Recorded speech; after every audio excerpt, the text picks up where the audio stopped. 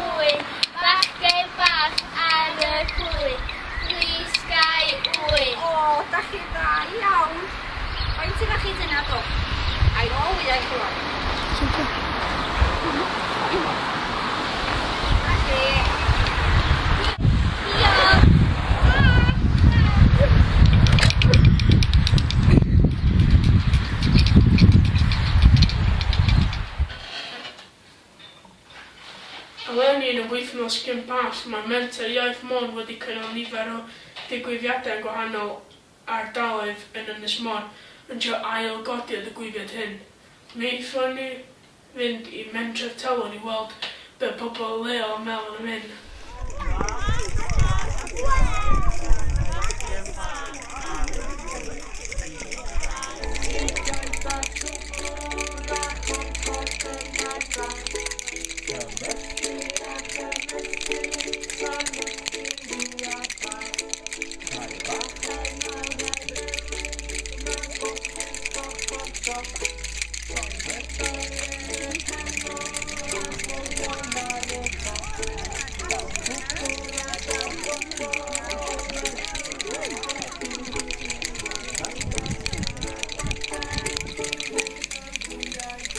Dwi yma heddiw gyda Sarah Davies o Menter Iaith Môn, a chi oedd yn cyfrifol am y digwyddiad hwn am drefnu digwyddiadau Clapio Wyau dros y Pasg. Ia, trio. Felly Sarah, pam penderfynoch chi cynnal y digwyddiadau hyn? Mae Clapio Wyau yn weithgaredd unigryw iawn i Ynys Môn, ac ystalwm wythnos cyn y Pasg mi fysa plant yn mynd amgylch y ffermydd yn gofyn am wyau. Ac oedd hi'n bwysig iawn i mi bod y plant yn ymwybodol o'r hanes yma a bod nhw yn ymfalchio o'i cymrigdod ac yn y Clapio Wyau. Beth oedd y gobeithio wrth ddechrau trefnu a pa effaith oeddech chi'n gobeithio y byddai cael yn Ynys Môn? Wel, y gobeithio'n wrth gwrs fysa bod y plant yn mwynhau hunan a bod nhw'n cael digon o chocolate a bod y teulu'n cael diwrnod i'w gofio. Ond hefyd bod y plant yn dysgu rhywbeth newydd hefyd, bod y plant yn dysgu y rhigwm clap, clap, gofyn nhw i hogia bach ar y plwy, please gael wy, bod nhw'n dysgu can newydd, a bod nhw yn ymwybodol o'r weithgaredd Clapio Wyau a pa mor bwysig oedd o yma ar Ynys Môn.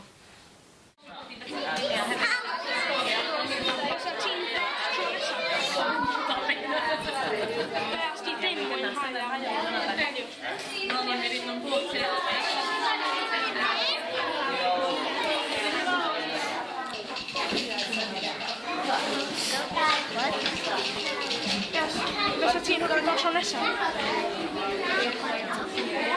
Fysa ti'n hoffi dod tro nesaf?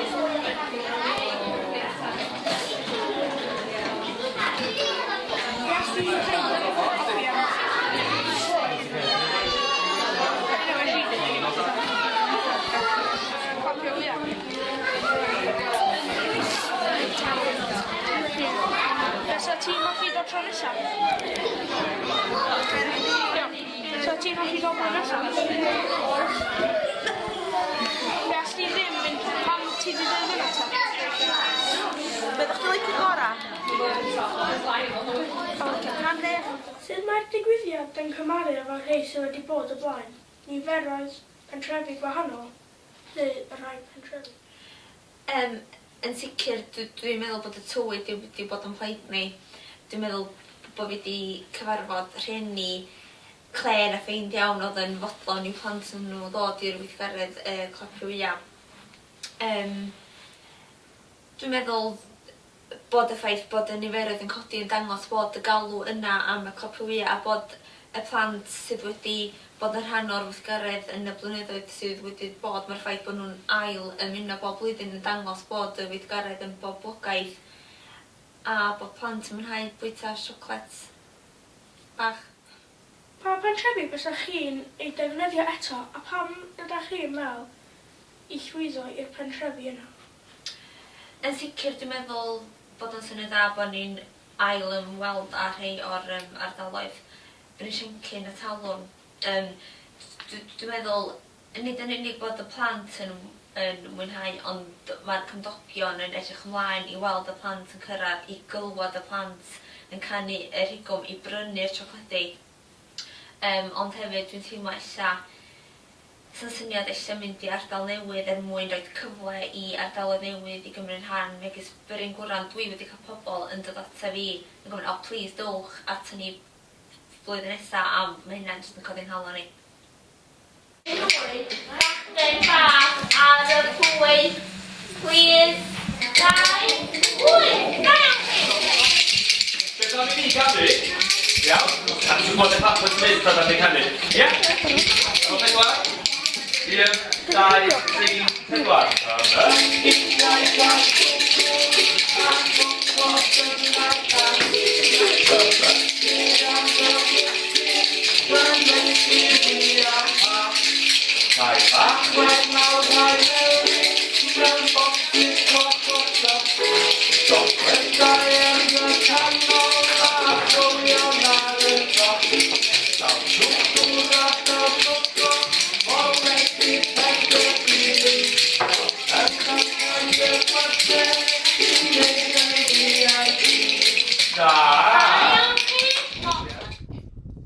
Rydyn ni yma rwan yn oriel Ynys Môn yn Llangefni I cael gwybod sut oedd y clapys adeg yno.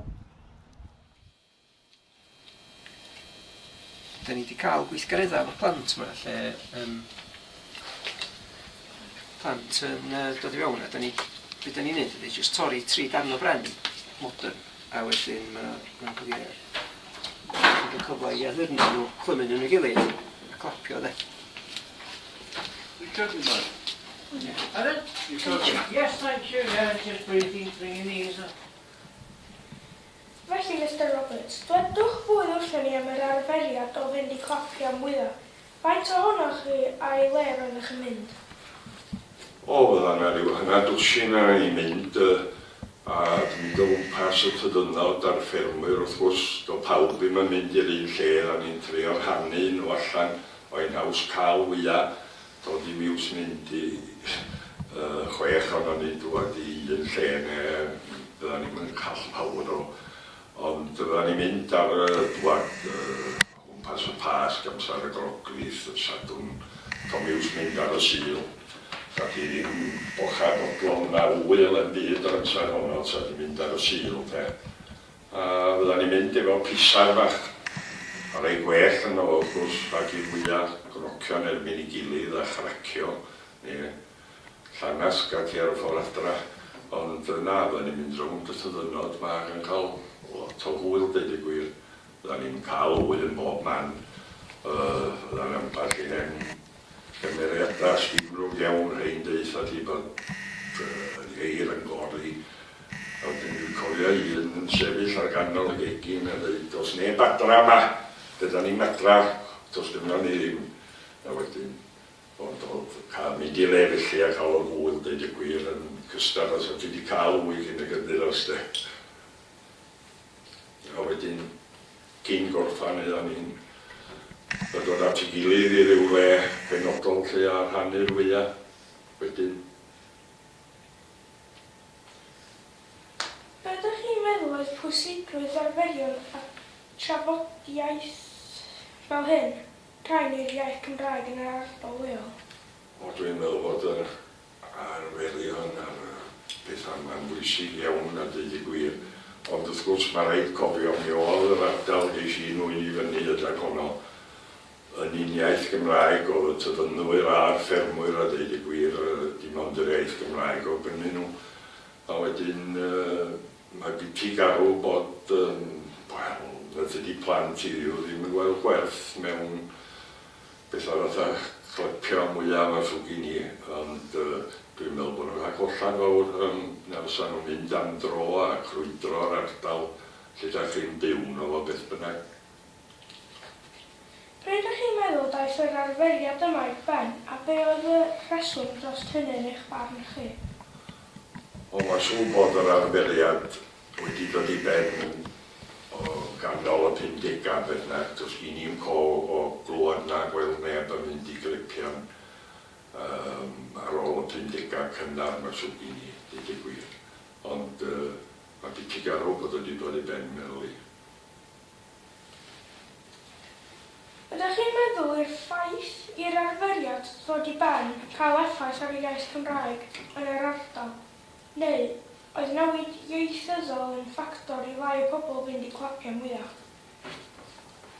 Oedd, mae siŵr gen i bod na lawer i ffactor, ond mi oedd y newid yn yr iaith yn ffactor fwyaf, mae siŵr gen i.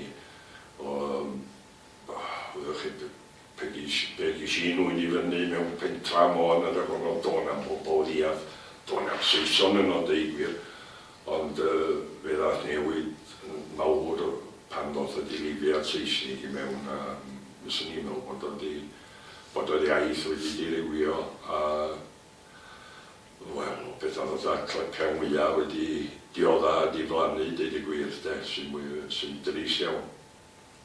Wrth mi ddiflannodd y tyddynod a deud y gwir a mi ath ffermydd, wel, mynd at ei gilydd, rhoi nhw at ei gilydd a mi ath y ffarm bach a'r tyddyn wel, diflannu, deud y gwir, oedd ar wyneb y ddear sy'n biti garw, yn dris iawn, deud y gwir.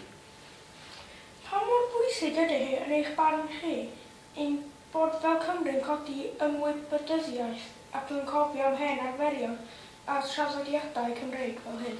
O, dwi'n meddwl bod hi'n bwysig iawn, a fel ni'n sôn rwan pan diflannodd y tyddynod ar ffermydd bach, oeddech chi'n colli, wel, teuluodd o blant oedd yn cael ei codi fyny yn y math yna o fyw ac yn siarad Cymraeg lle, ond pan ddaeth y dilifiad mawr ar hyd ffermydd ac ei gilydd a'r tyddynod yn diflannu o mi oedd yr iaith wrth gwrs yn dirywio ac yn diodda'n ofnadwy wedyn de.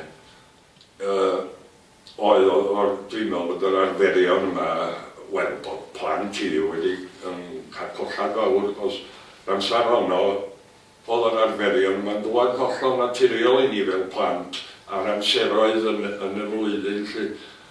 Ar y pasg a ti'n di Glapio wedyn ddechrau Calan Gaea, wrth gwrs William Lwdan a Canwyll a wedyn ar y Calan oedden ni'n mynd i Mofyn Clenig lle mae biti ofnadwy, dwi'n meddwl bod hi'n dris iawn. A mwy na thristwch bod ni'n colli yr hen ymarferion yma, dwi'n meddwl os eith y sôn amdanyn nhw a'r hanes o fynd i Glapio lle neu fynd i wneud rhyw fath o waith plant. Dwi'n meddwl bydd hynny yn gollad fawr a dwi'n meddwl bod mudiadau fydda da chi'n neud yma, Menter Iaith Môn, os meddwch chi gadw jyst yr hanes am yr arferion yma ddiw, mae'n beth da iawn dwi'n meddwl. Dyna fan asgofio Mr Roberts yn fanna, o gymryd rhan yn y arferiad o Glapio Wyau cyn y pasg. Wrth edrych yn ôl dros y gwaith ymchwil, rydyn ni'n cael bod cysylltiad amlwg rhwng yr hen arferion a chwarae plant a phobl ifanc, gyda'r iaith Cymraeg ac fod dirifiad un yn cael effaith ar y llall. Fel dwedodd Mr Roberts, fel disgynnodd y nifer o siaradwyr Cymraeg, fe diflannodd arferion fel un. Mae hyn yn profi pwysigrwydd hen arferion fel y Clapio Wyau a llawer arferion a thraddodiadau eraill sydd wedi diflannu a gadw iaith Cymraeg yn fyw mewn cymediadau.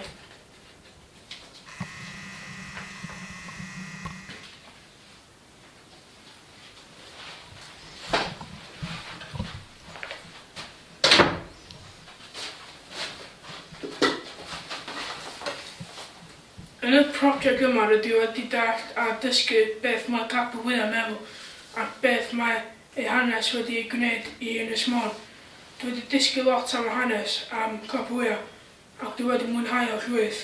Tro gyntaf mi, oeddwn i yn teimlo'n nerfus ac fod i yn distaw lot.